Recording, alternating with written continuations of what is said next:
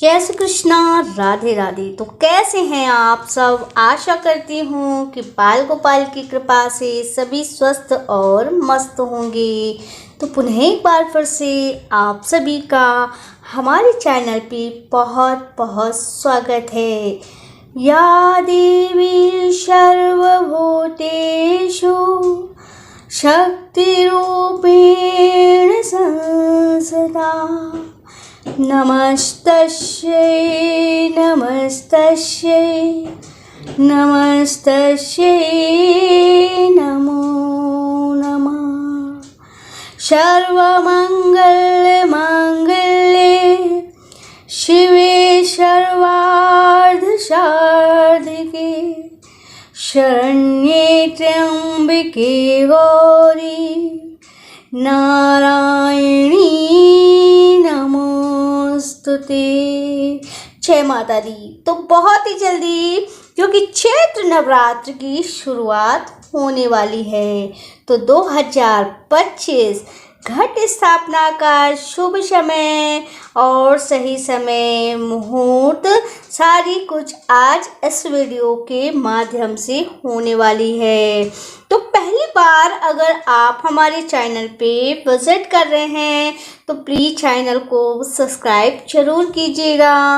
Video पसंद आ जाए तो शेयर भी कीजिएगा और कमेंट में जय श्री कृष्णा जय माता दी जरूर लिखिएगा। तो चलिए शुरू करते हैं। माता का आगमन।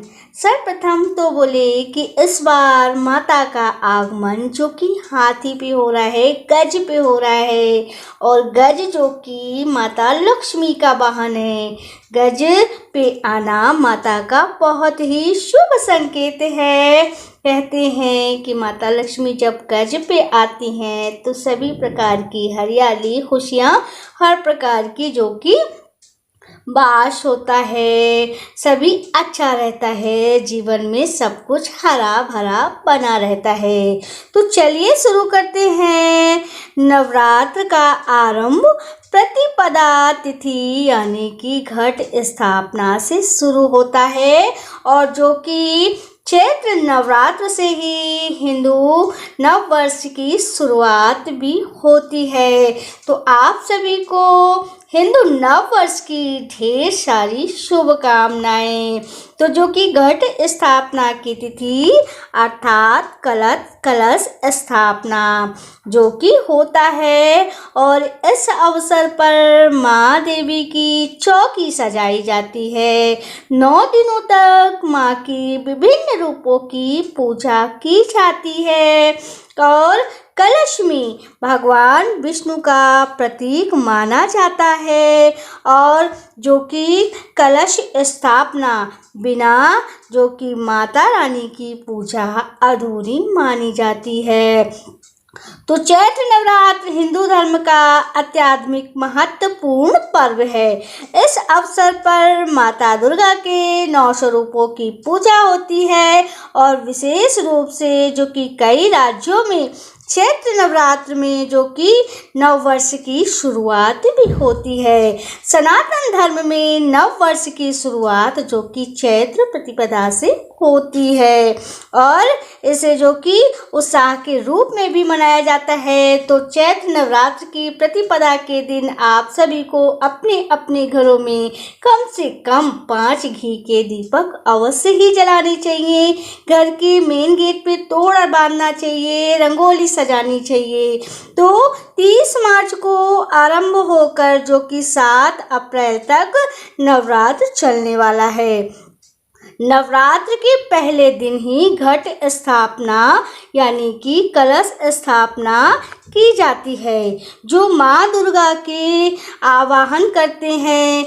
एक प्रमुख प्रक्रिया इसे मानी जाती है। तो इस वर्ष घट स्थापना के लिए केवल 50 मिनट का विशेष और शुभ मुहूर्त है। तो आइए जानते हैं कि घट स्थापना का सही समय क्या होगा। तो पंचांग के अनुसार इस वर्ष चैत्र शुक्ल पक्ष की शुरुआत 29 मार्च 2025 शनिवार को संध्या यानी कि शाम के समय 4:33 से हो जाएगी। और चैत्र शुक्ल पक्ष का समापन जो कि 30 मार्च 2025 रविवार को दोपहर 2:14 पर होगा। तो ऐसे में कलश स्थापना का शुभ मुहूर्त जान लेते हैं। तो चैत्र नवरात्रि के लिए कलश स्थापना के 2 विशेष मुहूर्त निर्धारित हैं और प्रतिपदा के 1/3 समय में कलश स्थापना करना अत्यंत शुभ माना जाता है। 30 मार्च 2025 को सुबह 6:14 से 10:21 तक ये पहला मुहूर्त है और दूसरा मुहूर्त होगा जो कि अभिजीत मुहूर्त 30 मार्च 2025 दोपहर 12:02 से 12:50 तक कलश स्थापित जो कि कर लेना है।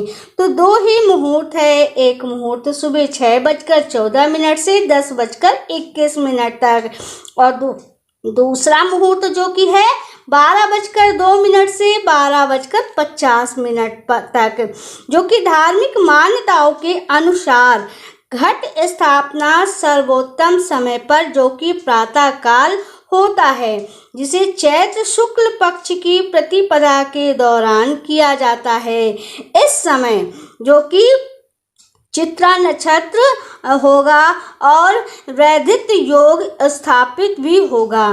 तो घट स्थापना को जो कि टालने की सलाह नहीं दी जाती। इस 2 मुहूर्त में आप घट स्थापना कलश स्थापना कर ले। अब घट स्थापना कलश स्थापना का क्या महत्व है, जो कि क्यों किया जाता है माता रानी की पूजा में कलश स्थापना। तो कलश स्थापना केवल एक धार्मिक अनुष्ठान नहीं है, बल्कि यह देवताओं की कृपा प्राप्त करने का एक महत्वपूर्ण साधन भी है। कलश स्थापना करने से सभी देवी और देवता का जो कि आशीर्वाद मिलता है। तो अब जानते हैं कि कलश में किस किस भाग में किन किन भगवान का वास होता है। तो कलश के मुख पर भगवान विष्णु का वास होता है और कलश की कंठ पर जहाँ पर हम कलावा बांधते हैं, कंठ पर भगवान शिव का वास होता है और नीचे का भाग जो कि भगवान ब्रह्मा का होता है। मध्य में मातृशक्ति दुर्गा देवी की कृपा होती है।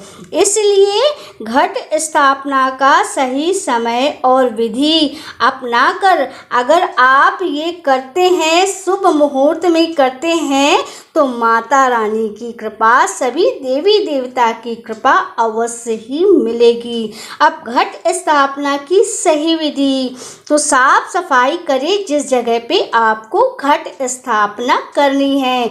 गंगा जल छिड़काव करके उस जगह को पवित्र करें। मिट्टी का पात्र लें, इसमें जो कि जौ बोएं, जौ से समृद्धि का प्रतीक माना जाता है। कलश स्थापना जो कि करें मिट्टी के घड़े में, जो कि आता है, मिट्टी का शुभ माना जाता है, तांबे का शुभ माना जाता है। स्टील का या अन्य पात्र आप नहीं लें। अगर आपके पास तांबे का फूले का पात्र नहीं है तो मिट्टी का पात्र ही आपको कलश स्थापना के लिए लेना चाहिए और उसमें आपको गंगा जल, जल, सुपारी, अक्षत, चावल, दूर्वा, पंचपल्लो और इत्र, ये सभी आपको उस भरे कलश में जो कि डालना है। और आपको पंचपल्लो रख के आपको नारियल रखना है। नारियल किस तरीके से रखा जाए, मेरे पहले की वीडियो में भी मैंने जानकारी दे रखी है। नारियल को भी आपको कलश में रखने का एक चीज वो होता है, एक सही तरीका होता है। अगर आप गलत तरीके से नारियल कलश में स्थापित करते हैं तो अर्थ का अनर्थ भी होता है। नारियल में जो कि आँख होती होती है, आँख को देखना चाहिए कि आँख का मुख आपकी ओर होना चाहिए। कभी कोई आँख के मुख को नीचे कर देता है कलश के, तो ऐसा कतई भी नहीं करना चाहिए। कलश में जो कि नारियल स्थापित करते समय आपको इस बात का अवश्य ही ध्यान देना चाहिए। और इसके बाद आपको सर्वप्रथम कलश की जो कि आपने स्थापना की है उसकी पूजन करनी है। अगर आप अखंड ज्योति प्रज्वलित करते हैं तो आपके घर में सभी प्रकार की जो कि नकारात्मक ऊर्जा का नाश होगा।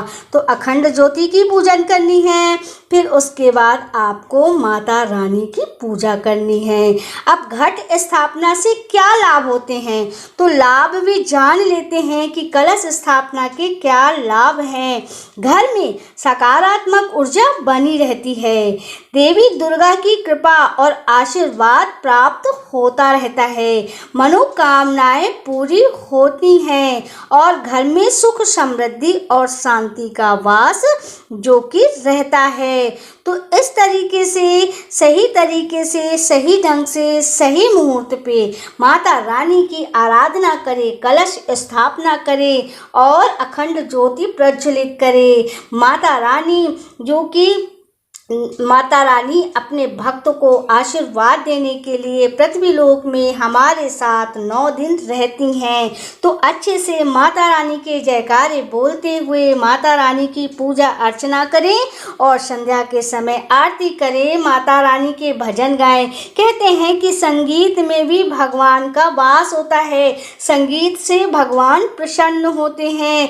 तो अगर आप पूजा नहीं कर पाते हैं तो संगीत करके ही भगवान को प्रसन्न कर सकते हैं। तो फ्रेंड्स, ये तो था आज का वीडियो कि माता रानी जो कि गज में आ रही हैं, तो गज में आने का क्या माता रानी का संकेत है, कलश स्थापना कैसे करें, किस समय करें, कौन कौन से मुहूर्त हैं और कलश स्थापना का क्या महत्व है। तो आज मैंने आप सभी को इस वीडियो के माध्यम से जानकारी दी। समय समय पर नवरात्रि के और भी वीडियो लाती रहूँगी। अगर आपको संपूर्ण जानकारी नवरात्रि की जाननी है तो हमारे प्लेलिस्ट में भी आप जान सकते हैं कि 9 दिन माता को क्या भोग लगाएं, माता की जो कि नारियल कलश स्थापना कैसे करें, क्या क्या भोग लगाने से माता रानी होती हैं प्रसन्न। माता रानी के 9 दिन भोगों का भी वर्णन है उन्हीं सभी वीडियो में, तो आप जाकर के देख सकते हैं विस्तार पूर्वक। तो आशा करती हूँ कि आज की वीडियो आप सभी को अवश्य ही पसंद आई होगी। अगर आप यूट्यूब चैनल में देख रहे हैं तो चैनल को सब्सक्राइब करना बिल्कुल मत भूलिएगा और अगर आप फेसबुक पेज में देख रहे हैं तो पेज को फॉलो कर लीजिएगा। लाइक, कमेंट और शेयर भी कीजिएगा। नोटिफिकेशन की बटन दबा करके आज जरूर कीजिएगा जिससे वीडियो आप सभी तक पहुंच सके। तो हम फिर से मिलेंगे एक नई वीडियो और एक नई जानकारी के साथ। तब तक के लिए जय श्री कृष्णा, राधे राधे, जय माता दी।